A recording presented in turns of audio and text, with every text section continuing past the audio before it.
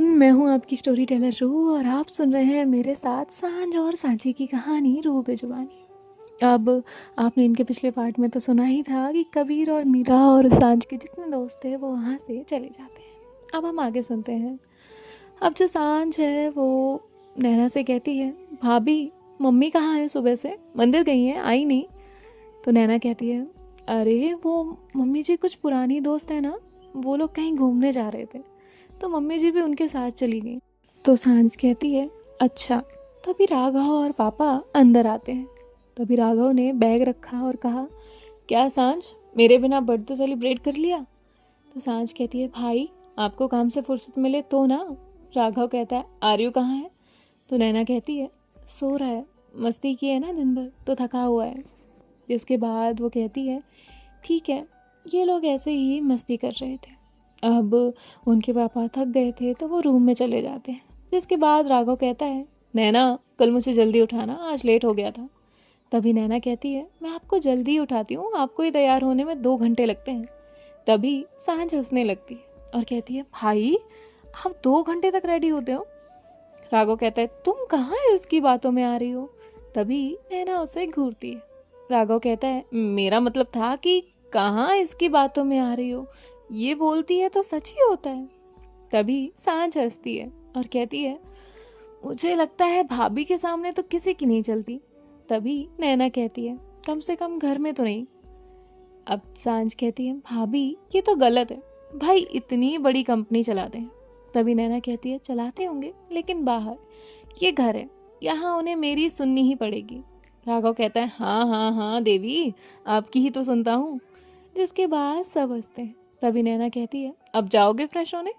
तो राघव कहता है, हाँ जा रहा हूँ। और वो वहाँ से चला जाता है।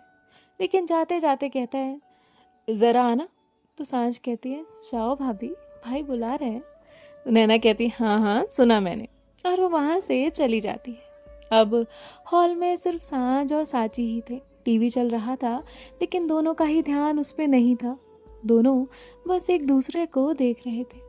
तभी उन्हें किसी के आने की आहट होती है तो वो लोग टीवी की तरफ देखते हैं।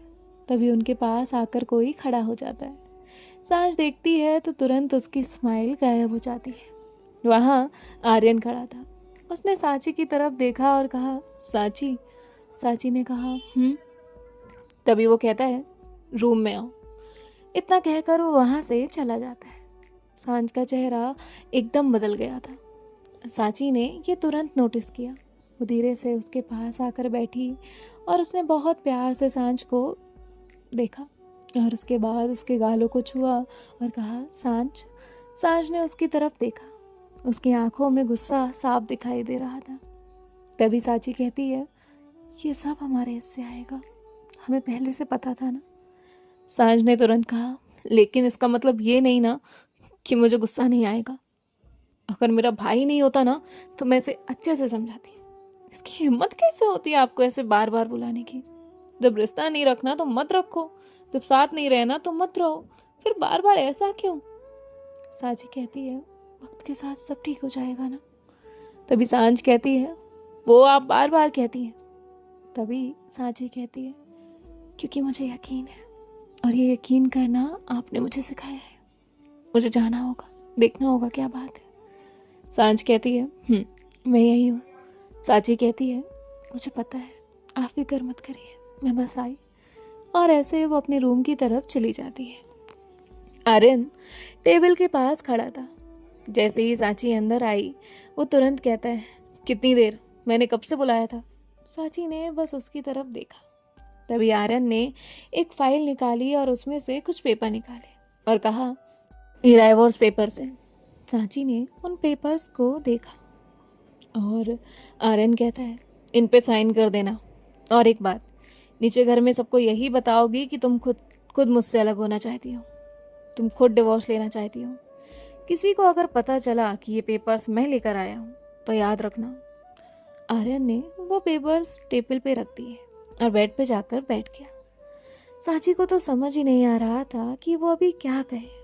टाइम धीरे धीरे बढ़ रहा था। वो सोचती है कि वो सांझ से बात करेगी, इसीलिए वो दरवाजे की तरफ बढ़ती है।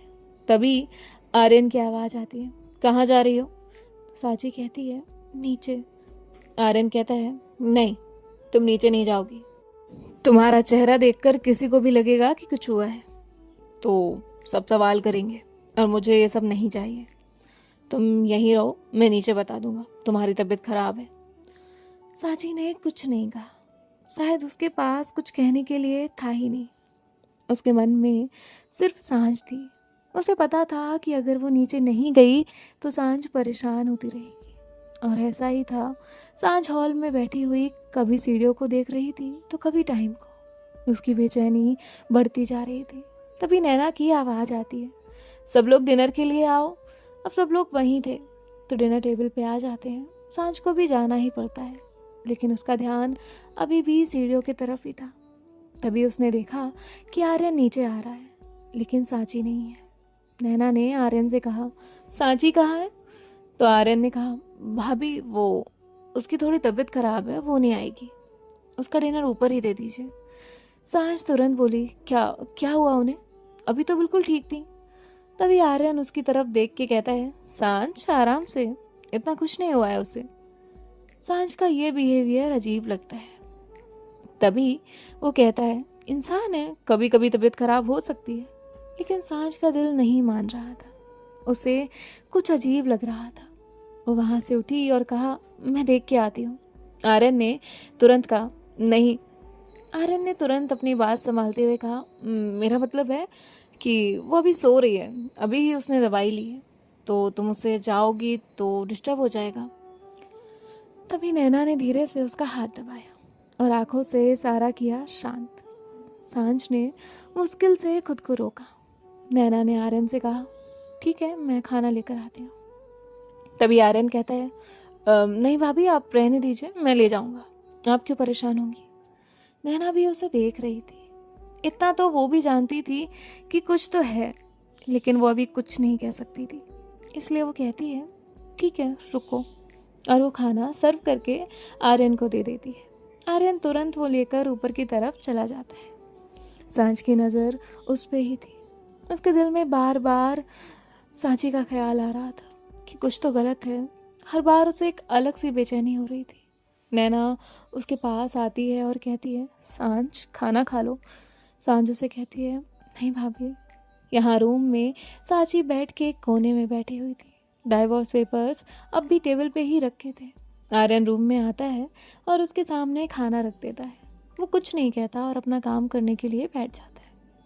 सांची सिर्फ सांझ के बारे में ही सोच रही थी।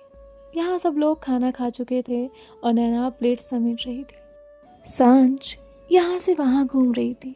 फिर वो कहती है, बस अब और नहीं, और वो सीढ़ियों की तरफ बढ़ने लगी। नैना ने उसे ऊपर जाते हुए देखा और वो तुरंत सांझ के सामने आकर खड़ी हो गई। उसने कहा, कहाँ जा रही हो?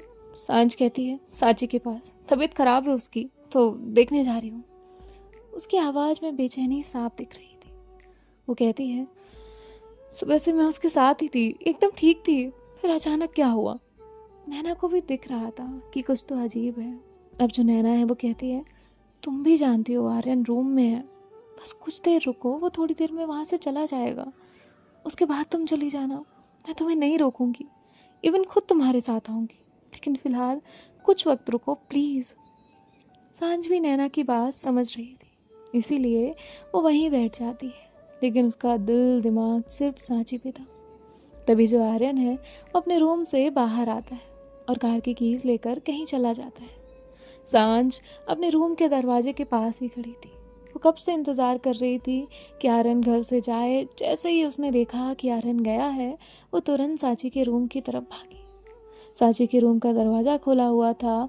सांझ बिना नॉक किए सीधे रूम में गई और रूम में एक हल्की डिम लाइट जल रही थी। सांची बेड के कोने पे बैठी थी, उसकी नज़र ज़मीन की तरफ थी। उसने दरवाज़ा खुलने की आवाज़ तक नहीं सुनी थी, वो अपने ही ख्याल में थी। सांझ ने जैसे ही उसे देखा, उसकी सारी हिम्मत टूट गई। वो तुरंत सांची के पास गई और सांची को जोर से गले से लगा लिया, बहुत टाइट। सांची को जैसे ही एहसास हुआ सांझ उसके पास है, उसने उसे और टाइट होल्ड किया। दोनों की आंखें बंद थी, दिल में अजीब सी घबराहट थी और बहुत देर तक दोनों ऐसे ही रहे। फिर सांझ हल्का सा पीछे हुई, दोनों हाथों को सांची के फेस पे रखा। पहले उसकी आंखों में देखा, फिर माथे को, फिर गालों को। वो उसे हल्का हल्का टच कर रही थी। वो कहती है, सांची आप ठीक तो है ना? सांची ने हाँ में सर हिलाया। सांझ समझ गई थी कि वो झूठ बोल रही है। सांझ कहती है, बताइए ना, क्या हुआ है? तबीयत कैसे खराब हुई? अभी तो आप बिल्कुल ठीक थी। सिर्फ आधा घंटा हो गया था आपको ऊपर आए हुए, अचानक से क्या हुआ? सांझ एक के बाद एक बस सवाल पूछे जा रही थी। उसकी आवाज में डर था, बेचैनी थी और बहुत सारा प्यार था। वो कहती है, आपने खाना भी नहीं खाया है ना? आप रोई हैं, आंखें इतनी लाल क्यों हैं? उसने सांची के माथे को टच किया और कहा, फीवर तो नहीं है? फिर क्या हुआ? सांची बोलिए ना, आप मुझे डराइए मत प्लीज, जो बातें बता दीजिए। तभी नैना वहां आती है। वो कहती है, सांची क्या हुआ? तबीयत अचानक कैसे खराब हो गई? सांची ने दोनों को देखा और बिना कुछ कहे अपना हाथ उठाया और एक टेबल की तरफ इशारा किया। सांझ और नैना दोनों की नज़र उस तरफ गई। सांझ तुरंत खड़ी हुई, वो उस टेबल के पास गई। उसने पेपर्स उठाए। उसने पेपर्स देखते ही कहा, डाइवोर्स पेपर्स? नैना ने भी ये सुना था। वो भी हैरान थी। नैना कहती है, कि ये क्या कह रही हो? सांझ कहती है, भाभी डाइवोर्स पेपर है। तभी नैना सांची की तरफ देखती है। सांझ ने वो पेपर्स बंद किए और एक गहरी सांस ली और कहा, सांची इतनी सी बात है। सांची और नैना दोनों सॉफ्ट होकर सांझ को देख रहे थे। सांझ कहती है, ये तो अच्छी बात है। जितनी जल्दी ये झूठ का रिश्ता खत्म होगा उतना ही अच्छा। अगर आर्यन खुद डाइवोर्स पेपर्स लेकर आया है तो और भी अच्छा काम करना है। मतलब अच्छा है ना? अब तो ये, अब आपको ये सब सहने की कोई ज़रूरत नहीं पड़ेगी। सांची कहती है, बात सिर्फ डाइवोर्स की नहीं है। आर्यन ने कहा है कि इस घर में मैं सबको ये बताऊं कि डाइवोर्स मैं दे रही हूँ। मैं कहूँगी कि मुझे उसके साथ नहीं रहना है। सांझ ने तुरंत जवाब दिया, तो क्या हुआ? क्या फर्क पड़ता है कौन डाइवोर्स दे रहा है? आप दें या फिर वो? इससे क्या क्या बदल जाएगा? आप ये साइन करिए और उसे दे दीजिए और हमेशा के लिए इस झूठे रिश्ते से आज़ाद हो जाइए। तभी नैना कहती है, सांझ तुम क्या बोल रही हो? सांझ कहती है, कुछ गलत कहा क्या मैंने? नैना कहती है, तुम सिर्फ एक पहलू देख रही हो। अगर आज सांची ने सबके सामने जाकर ये कह दिया कि वो आर्यन को डिवोर्स दे रही है तो लोग क्या देखेंगे? कि शादी के बाद ही रिश्ता तोड़ना चाहती है। सांझ कहती है, उन लोगों से हमें क्या लेना देना? वैसे भी सांची को उनके साथ जिंदगी थोड़ी बितानी है। नैना कहती है, सच में? बिल्कुल, कोई रिश्ता नहीं होगा। फिर जब तुम्हारी शादी की बात होगी तुम क्या कहोगी? तुम तो सबके सामने यही कहोगी ना कि तुम एक लड़के से प्यार करती हो। तुम सांची का हाथ पकड़कर उसे इसी घर में लाना चाहोगी, है ना? सोचो, अगर उस दिन सबके दिमाग में ये बात होगी कि सांची ने आर्यन को छोड़ दिया, डिवोर्स की बात उसने की, उसने पहल की, तो क्या क्या ये सब इतना आसान होगा? तुम दोनों की बात मान लेंगे वो लोग? सांझ कहती है, मैं सब सच बता दूंगी। मैं बताऊंगी कि आर्यन पहले से ही इस शादी में नहीं रहना चाहता था। उसकी जिंदगी में कोई और है। नैना कहती है, सच बोलना जरूरी है, लेकिन हर सच तुरंत मान लिया जाए ये जरूरी नहीं है। तुम कह दोगे आर्यन शायद मान भी ले, लेकिन बाकी लोग, मम्मी जी, पापा, रिश्तेदार, ये लोग कभी इस बात को नहीं समझेंगे। उन्हें लगेगा कि तुम कहानी बना रही हो। नैना कहती है, सांझ सिर्फ जोश से नहीं, होश से काम लो। गुस्से में लिए गए फैसले कई बार जिंदगी बदल देते हैं। ख्याल रखो अपना भी और इसका भी। इतना कह के वो वहां से चली जाती है। अब रूम में सिर्फ सांझ और सांची थे। सांझ की नज़र उस प्लेट पे जाती है जहाँ खाना रखा हुआ था। वो सांची को देखती है और कहती है, बहुत अच्छा। सांची कहती है, क्या हुआ? तो सांझ कहती है, ये खाना भी अभी तक नहीं खाया ना, यहीं रखा है। तो सांची कहती है, भूख नहीं थी। सांझ कहती है, मुझे पता था जवाब यही होगा। सांझ प्लेट लेकर सांची के सामने बैठ गई और कहा, खाइए खाना। तो सांची कहती है, मन नहीं है। सांझ ने अपने हाथों से खाना सांची को खिलाना स्टार्ट कर दिया। सांची कहती है मुझे नहीं खाना है। तो सांझ कहती है मैंने पूछा नहीं है, और ऐसे वो उसे खिलाने लगती है। तभी सांची उसका हाथ पकड़ती है। सांझ कहती है क्या हुआ? तो सांची कहती है आपने खाना खाया? सांझ कहती है अच्छा है, आपको याद तो आया। मैं तो कब से इंतज़ार कर रही हूँ कि शायद आज आप भी मुझे अपने हाथों से खाना खिलाएंगे। तभी सांची ने स्पून में थोड़ा सा राइस लिया और सांझ की तरफ बढ़ाया। सांझ कहती है मुझे नहीं खाना। तो सांची कहती है आपको नहीं लगता आप कुछ ज़्यादा ही नौटंकी करती है? सांझ कहती है करूँगी मैं, हक है मेरा। तो सांची कहती है अच्छा, तो किसी दिन इन्हीं हरकतों की वजह से आप मार भी खाएंगी, समझ आया ना आपको? तभी जो सांझ है वो कहती है अच्छा कौन मारेगा मुझे, किस में है इतनी हिम्मत? तो सांची कहती है मुझ में, मैं मारूंगी आपको। तो सांझ क्यूट सा फेस बनाकर कहती है आप मारेंगी मुझे? तो सांची कहती है क्यों ना मारो, हक है मेरा। तो दोनों हंसने लगते हैं। जिसके बाद दोनों ही एक दूसरे को बहुत प्यार से खाना खिला रहे होते हैं।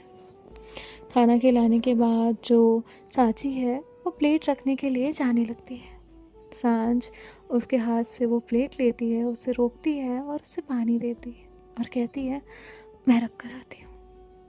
और जो सांझ है वो प्लेट रखने के लिए चली जाती है। जब वो वहाँ पर प्लेट रखती है तो उसके हाथ जो है वो थोड़ी सी पकड़ उनकी प्लेट पर टाइट हो जाती है। उसके माइंड में लगातार वो सारी चीज़ें चल रही थी जो नैना ने उससे कही थी, और वो बस उन्हीं चीज़ों के बारे में सोच रही थी। थोड़ी ही देर में नैना वहाँ पानी की बोतल लेने के लिए आती है तो देखती है कि सांझ वहाँ पर खड़ी हुई कुछ सोच रही है। नैना उसके पास आकर कहती है क्या हुआ? सांझ कहती है कुछ नहीं भाभी, वो खाना खिलाया था ना तो प्लेट रखने आई थी। नैना उसकी तरफ देखती है और कहती है सांझ आपको पता है ना आप मुझसे झूठ नहीं बोल सकती। सांझ कहती है भाभी एक साथ लाखों ख्याल चल रहे हैं दिमाग में, समझ नहीं आता कि क्या करूं। एक तरफ मेरा प्यार, दूसरी तरफ उनकी रिस्पेक्ट, और तीसरी तरफ हमारा रिश्ता, और फिर वो आर्यन।